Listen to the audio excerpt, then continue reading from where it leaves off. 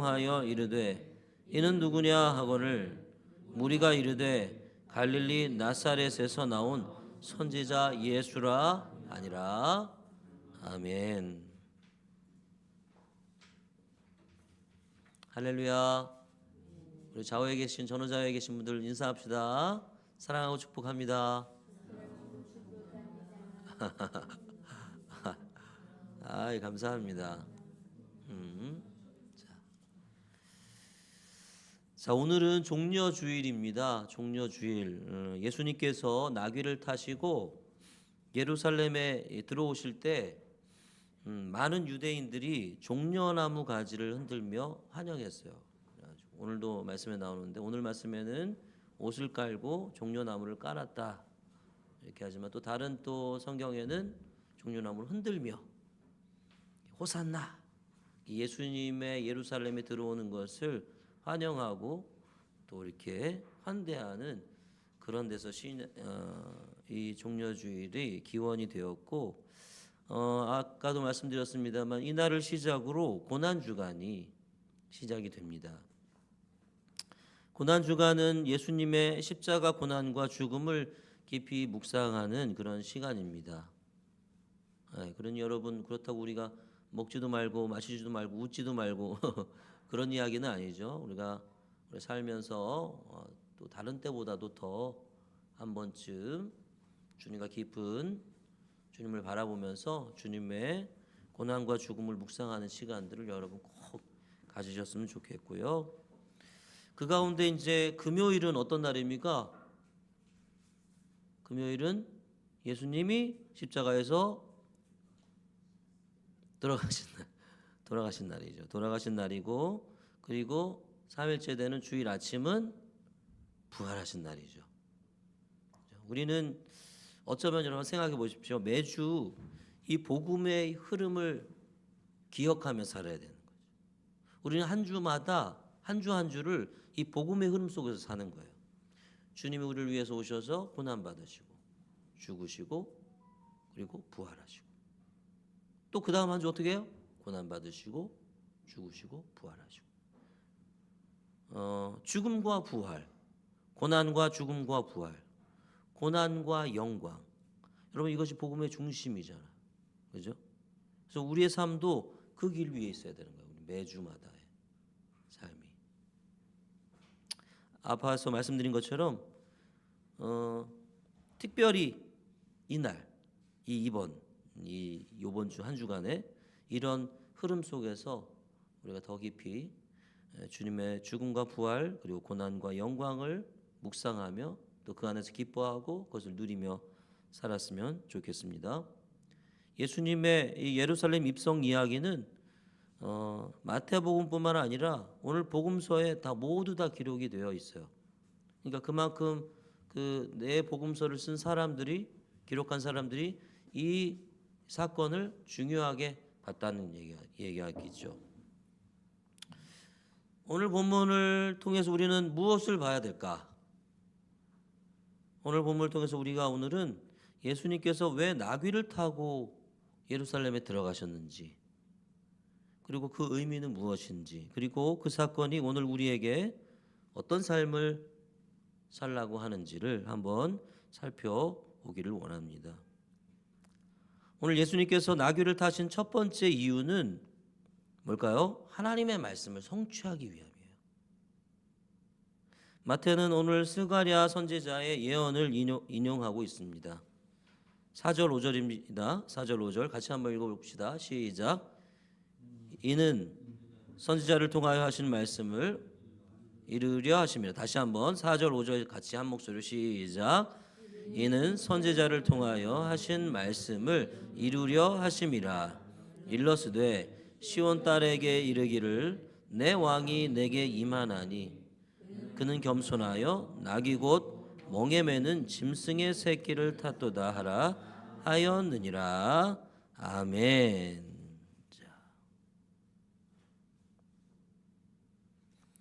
자, 선지자를 통하여 하신 말씀을 이루려 하심이라 이렇게 말씀하고 계시죠. 여러분, 예수님의 삶은 단순한 인간의 우리와 같은 그런 삶이 아니라 하나님의 말씀을 이루는 삶이었다고 봅니다. 저 복음서를 우리가 잘 살펴보면 그분은 말씀을 따라 태어나셨어요. 이 땅에 오셨고 또 말씀을 따라 죽으셨어요. 그러니까 그분은 태어난 순간부터 죽으시는 순간까지 말씀을 따라서 태어나시고 말씀을 따라서 사시고 말씀을 따라서 행동하시고 말씀을 따라서 복음을 전하시고 그죠? 그러니까 말씀을 성취하는 삶을 사세요. 말씀의 성취 그 자체였다라고 볼 수 있는 것이죠. 예수님의 삶 전체가 하나님의 말씀의 성취라고 말할 수 있는 것이죠. 사랑하는 여러분, 여기서 우리의 삶이 어떤가 한번 살펴봤으면 좋겠습니다. 우리의 삶은 어떤가? 우리는 하나님의 뜻을 이루기 위한 삶을 살고 있는가? 아니면 내 뜻을 이루기 위한 삶을 살고 있는가? 예수님이 이 땅에 오시는 순간부터 가시는 순간까지 하나님의 말씀을 따라 살다가 하나님의 말씀을 따라서 가셨고 하나님의 말씀을 성취하는 삶을 살았는데 나는 과연 예수를 믿는 예수를 따라가는 나의 삶은 과연 하나님의 말씀을 이루는 삶을 살고 있는가? 아니면 내 생각과 내 뜻대로 그것을 이루기 위해서 열심히 치열하게 살아가는 그런 삶을 살고 있는가?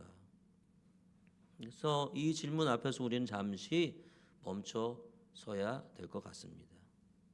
단순한 종교적 행위보다 더 중요한 것은 우리의 삶이 하나님의 말씀과 뜻을 이루는 통로가 되는 것입니다. 사랑하는 여러분, 하나님의 말씀과 하나님 선지자를 통하여 하신 말씀이 예수님을 통하여 이루어진 것처럼 하나님의 말씀과 뜻이 바로 우리를 통하여 이루어지는 놀라운 은혜가 있기를 간절히 소망합니다. 이번 사순절 기간 동안 우리가 실천하는 탄소금식처럼 여러분 제자의 삶은 창조 세계를 돌보는 일과도 깊이 연결되어 있습니다. 무너진 가정을 세우고 그리고 깨어진 관계를 회복하고 또 정의롭고 선한 사회를 위해 애쓰는 삶, 환경을 지키고 단순히 이 창조 세계를 돌보는 것이 환경을 지키고 깨끗하게 하고 그런 것으로만 끝나는 것이 아니라 가정을 세우고 관계를 회복하고 의롭고 선한 사회를 세우기 위해서 애쓰는 이 모든 것이 창조 세계를 돌보는 삶이고 이 모든 것이 말씀을 이루는 삶이다 하는 것입니다. 안타까운 것은 우리가 이미 드러난 하나님의 뜻과 계획은 잘 외면하고 이상하게 하나님 제게 말씀해 주십시오 이러면서 자기에게 주신 특별한 말씀만을 자꾸 찾으려 하는 경향이 있다는 거예요. 하나님 뭐라고 그랬어요? 서로 사랑하라 그랬잖아요. 그죠? 서로 사랑하라 그랬잖아요. 사랑하려고 노력하지는 않고 주님 저 오늘 어떻게 살아요? 내 인생 어떻게 자꾸만 이 특별한 말씀을 자기에게 주시는 특별한 말씀만을 찾으려 하는 거죠. 이미 드러난 하나님의 계획과 뜻을 따라 살아갈 때 우리 각자에게 주시는 특별한 메시지도 주신다는 사실을 우리는 기억해야 할 것입니다. 사랑하는 여러분, 우리 성경을 통하여 하나님의 뜻과 계획이 이미 다 드러나 있어요. 그 뜻과 계획을 이루는 예수님처럼 그런 삶을 살아가시기를 간절히 소망합니다. 그리고 그 가운데서 내게 주시는 우리 공동체에 주시는 특별한 하나님의 뜻도 발견하고 그 일을 위해서 애쓰며 살아가면 더 큰 은혜의 삶이 될 수가 있는 것이죠. 여러분, 예수님은 나귀를 타고 예루살렘에 입성하심으로 두 번째 왜 이렇게 나귀를 타고 예루살렘으로 들어오셨는가? 자신이 메시아이심을 드러내셨습니다. 내가 메시아야 이런 이야기죠. 나귀를 타고 딱 들어온다는 것은 내가 너네들이 기억하던 성경에 기록한 메시아야. 스가랴의 예언은 이렇게 말합니다. 스가랴 9장 9절에 보니까 보라 내 왕이 내게 임하나니 그는 공의로우시며 구원을 베푸시며 겸손하여 나귀를 타시나니 나귀 새끼를 타셨다 그렇게 말씀하고 있습니다. 여러분 고대의 왕들은 전쟁 때에는 말을 탔어요. 그러니까 말은 뭐를 의미하는 거예요? 전쟁과 무력과 힘. 이런 것들을 상징하는 것이고, 평화시에는 뭘 탔냐면 나귀를 탔습니다. 나귀는 평화를 의미하는 거예요. 예수님이 나귀를 타셨다는 것은 자신이 평화의 왕으로 오셨음을 보여주는 행동입니다. 유대인들은 예수님이 그 나귀를 타고 감람산에서 이렇게 예루살렘으로 좀 기드론 골짜기가 이렇게 이 사이에 있으니까요. 거기를 내려오실 때 유대인들은 딱 보고 저게 무슨 뜻인지 알았다는 거예요. 우리는 이렇게 좀 얘기해주고 설명해줘야지 알지만 왜 굳이 나귀를 타고 가셨을까 뭐 이러면서 무슨 뭐지 뭐 이랬지만 어떨 때는 뭐 그냥 그런가 보다 그러지만 유대인들은 아니랍니다. 유대인들은 딱 알았단 말이에요. 저게 무슨 뜻인가를. 메시아구나. 유대인들은 그 장면, 예수님이 그렇게 내려오시는 그 장면을 보면서 메시아가 오셨구나라는 것을 딱 직감한 거죠. 그러나 여러분, 예수님은 나귀를 타고 오신 것처럼 당시 유대인들이 기대했던 정치적인 그런 메시아는 아니었습니다. 그분은 칼과 무력, 힘 이런 것으로 나라를 세우려 하지 않는 것이죠. 대신 뭘로 세웁니까? 겸손, 사랑, 희생, 그렇죠?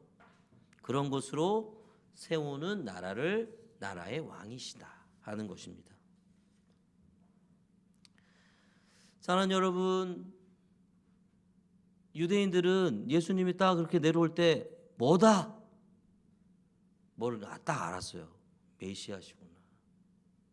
사랑하는 여러분, 여러분에게 예수님은 어떤 분입니까? 딱 예수님을 보고 예수님 하면 딱 나의 왕이시구나 이렇게 생각이 드십니까? 아니면 선지자 중에 하나라 이 사람들이 말한 것처럼 여러분, 예수님은 나에게 누구이신가? 단지 그냥 신앙의 대상인가? 주일날 한번 와서 예수님 믿습니다 말로만 떠들고 실제로는 그렇게 하지 않는 그런 대상일 뿐인가? 아니면 나의 삶의 주인인가? 나의 삶의 왕인가? 내 인생의 왕이신가? 우리가 이 질문에 어떻게 대답하느냐에 따라서 진실하게 대답할 때죠. 그죠? 진실하게 대답하면 그 대답에 따라서 우리의 삶의 방향이 바뀌고, 그렇지 않겠습니까? 방향이 바뀌고 삶의 태도도 바뀔 것입니다. 삶의 모양도 바뀌게 될 것입니다. 예수님은 제자들을 가이사라 빌립보라는 곳으로 데려가시고 거기서 수많은 그 우상들이 서 있는 이 신전들이 서 있는 그 앞에서 너희는 나를 누구라고 하느냐 이렇게 물어보셨어요. 마태복음 16장 15절에 사람들이 나를 누구라고 하느냐 처음에 물어보셨다가 너희는 그러면 나를 누구라고 하느냐 이렇게 물어보신단 말이죠. 여러분, 이 질문은 여전히 우리에게도 우리 하나님이 우리 주님께서 하고 계시는 것 같아요. 너는 나를 누구라고 생각하느냐? 너에게 나는 누구냐? 우리에게 예수는 누구인가? 사랑하는 여러분, 우리 베드로가 여기서 했잖아요. 주는 그리스도시요 살아계신 하나님의 아들이십니다. 그렇게 고백했잖아요. 물론 그거 한 다음에 곧바로 무너지긴 했으나 여러분, 우리 안에도 이렇게 베드로와 같은 담대한 진실하고 확실한 그런 고백이 있기를 간절히 소망합니다. 유대인들이 예수를 딱 보면서 메시아가 왔구나라고 딱 직감했던 것처럼 우리가 예수를 보면서 하나님이시구나, 하나님의 아들이시구나, 우리 왕이시구나, 우리가 그것을 분명하게 확실하게 깨달아 알고 하나님 앞에 고백하면서 우리가 그를 따라서 왕이신 주님을 따라서 살아가는 우리의 삶이 될 수 있기를 간절히 소망합니다. 세 번째로, 예수님이 나귀를 타고 이 땅 예루살렘에 들어오신 이유는 뭡니까? 예루살렘의 나귀 입성은 단지 예언 성취 그리고 정체성, 메시아구나 이런 것을 드러내기에 그치지 않습니다. 그것은 바로 하나님의 나라가 시작되었음을 선포하는 굉장히 정치적인 선언이었다는 거예요. 당시 로마 제국은 어떤 제국입니까? 말을 타고 세상을 정복하는 제국이에요. 여러분, 우리가 살아가는 이 세상은 어떤 세상입니까? 말을 타고 서로가 서로를 정복해야 되는 세상이에요. 그런 질서로 움직이는 세상이에요. 네가 죽지 않으면 내가 죽는 거예요. 그렇죠? 여러분, 지금 일어나는 관세 전쟁만 해도 보세요. 서로 막 물어뜯고 뺏어 먹기 이거잖아요, 그죠? 그러나 예수님은 나귀를 타셨어요. 그렇지 않다는 거예요. 예수님은 그렇게 하지 않으신다는 거예요. 힘이 아니라 겸손으로, 폭력이 아니라 평화로, 강압이 아니라 희생으로 다스리는 새로운 나라를 선포하시는 거예요. 지금 이걸 딱 내려오면서, 나귀를 타고 내려오시면서 말로 한 것은 아니지만 그 행위 자체로 내가 왕이고 새로운 나라가 온다 하는 것이죠. 쉽게 말하면 뭡니까? 왕이 된다는 것은 시대가 바뀐다는 것이거든요. 누군가가 왕이 되었다는 것은 시대가 바뀌는 거예요. 여러분, 미국의 트럼프 보세요. 트럼프 대통령이 딱 바뀌니까 세상이 바뀌었어. 그렇지 않습니까? 그 이전과 완전히 달라졌어요. 세상이 달라지는 거예요. 시대가 달라지는 거예요. 예수님이 메시아로 왕으로 예루살렘에 들어오는 거예요. 그때부터 이제 시대가 달라지는 거예요. 다른 시대, 어떤 시대? 로마처럼 전쟁과 힘과 무력과 이런 것으로만 착취하고 압박하고 부수고 그런 시대가 아니라 평화로 희생으로 다스리는 그런 시대가 왔다 하는 것을 예수님이 나귀 타고 내려오는 그 행위를 통해서 우리에게 보여주고 새로운 나라가 왔음을 선포하고 계시는 것이죠. 여러분, 이 나라는 기존의 권력자들에게 위협이 되었어요. 그죠? 그래서 유대 종교 지도자들과 로마 권력자들은 어떻게 했습니까? 그를 십자가에 못 박았어요. 십자가에 못 박음으로 이 새로운 나라의 시작을 끊고자 했단 말이죠. 이게 무슨 말입니까? 그것은 예수님의 이 말씀하신 새로운 나라가 왔다라고 말씀하시는 그 말이 말로만 이루어지지 않았다는 거예요. 그 사람들이 굉장한 압박감을 느꼈다는 거예요. 실제적인 위협이었다는 거예요. 제국에 대한 위협, 그리고 유대 공동체에 대한 위협. 그러니까 우리가 사람들은 뭐 말로만 하는 그런 게 아니라 실제로 그 나라를, 세상을 뒤엎는 그런 행위였단 말이에요. 그래서 바리새인들이 그렇게 예수를 싫어한 이유는 뭡니까? 자신들이 만들어 놓은 질서를 뒤집는 거예요.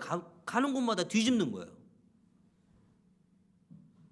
그러니까 새로운 세상이 왔어 말로만 하는 게 아닌 거예요. 예수님은 뒤집고 그러니까 참을 수가 없고 견딜 수가 없는 거죠. 그래서 로마의 권력과 함께 예수를 못 받게 되는 것입니다. 여러분, 그러나 하지만 그 십자가를 통해서 오히려 하나님의 나라는 더 분명하게 세상 가운데 드러나게 되었습니다. 사랑하는 여러분, 오늘날 우리는 어떤 나라를 꿈꾸고 있습니까? 세상의 방식대로 높아지고 성공하는 그런 나라를 꿈꾸고 있습니까? 아니면 예수님처럼 낮아지고 섬김으로 하나님의 뜻을 이루는 그런 나라를 꿈꾸고 있는가? 예수님은 하나님의 나라가 왔음을 선포하면서 세상의 가치와 질서를 뒤집으려고 하시는데 오늘날 우리는 이 세상의 가치를 예수님처럼 따라다니면서 뒤집으려 하기보다는 그 세상의 가치와 질서에 그냥 딱 앉아가지고 성공과 부를 누리고자 하는 그런 마음이 있음을, 우리 마음 가운데 있음을 발견하게 됩니다. 사랑하는 여러분, 어떤 나라? 예수님의 나라를 꿈꾸십니까? 아니면 로마와 유대인들이 세워놓은 그 세상의 제국, 성공과 부, 명예, 이런 것들이 우리 안에 부어지는 그런 세상을 꿈꾸십니까? 사랑하는 여러분, 이 예수님을 따라서 하나님 나라를 세워가고 하나님 나라를 꿈꾸고 이 세상의 가치를 다시 뒤집고, 그 뒤집는다는 것은 여러분 다시 회복한다는 거예요. 하나님 나라는 하나님은 이 세상을 뒤집어진 이미 거꾸로 된 이 세상을 다시 뒤집기 원하시는 거죠. 정상으로 돌리기 원하시는 거죠. 이런 세상 이 예수께서 선언하신 하나님 나라를 꿈꾸고 예수님처럼 실제적으로 세상에 나가서 우리의 삶의 현장에서 질서를 뒤집어 엎는 그런 삶을 살아가는 저와 여러분이 될 수 있기를 주님의 이름으로 간절히 소망합니다.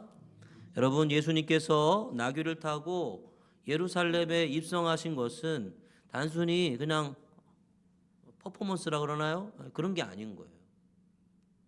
그냥 뭐 한번 보여주기식 이런 게 아니었단 말이죠. 그것은 왕의 공식적인 새로운 왕의 공식적인 입성이고 그리고 하나님의 나라의 시작을 알리는 선포였습니다. 말씀드린 것처럼 그 나라는 겸손과 희생, 평화와 사랑으로 세워지는 나라입니다. 사랑하는 여러분, 오늘 종려주일에 이 예수님의 행보를 깊이 묵상했으면 좋겠습니다. 예수님이 어떻게 가시는가, 그리고 그 행보가 무엇을 의미하는가. 그분을 그래서 진짜 왕으로 모시고 그의 통치에 순종하며 사랑하는 백성으로서 삶을 살아가기를 결단할 수 있기를 간절히 소망합니다. 예수님처럼 하나님의 말씀을 이루는 삶, 그죠? 그리고 세상 가운데 하나님의 나라를 드러내는 삶. 이거는 잘못된 질서야, 잘못된 거야, 바꿔야 돼. 그것이 바로 우리가 오늘 이 말씀 앞에서 붙들어야 될 우리의 삶의 방향인 줄로 믿습니다. 보라, 내 왕이 내게 임하나니 그는 겸손하여 나귀를 타셨다.